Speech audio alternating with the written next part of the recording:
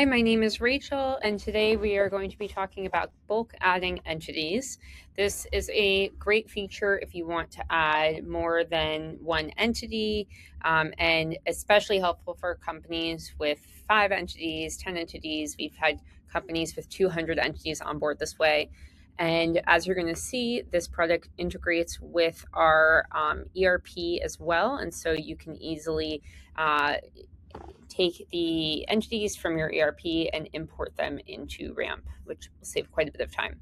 So in order to do this, I'm going to go ahead and click Add Entity. And you can see here, I can tell NetSuite how many entities I am adding, and I can select the entities I want to select. So here I'm going to select the following entities, and it's going to pull that information in from NetSuite.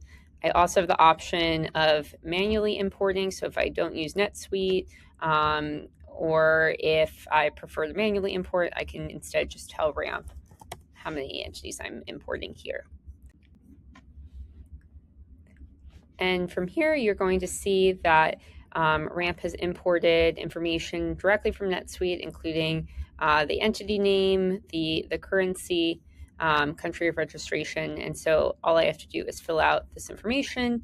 And then here you'll see I can apply certain information to multiple entities.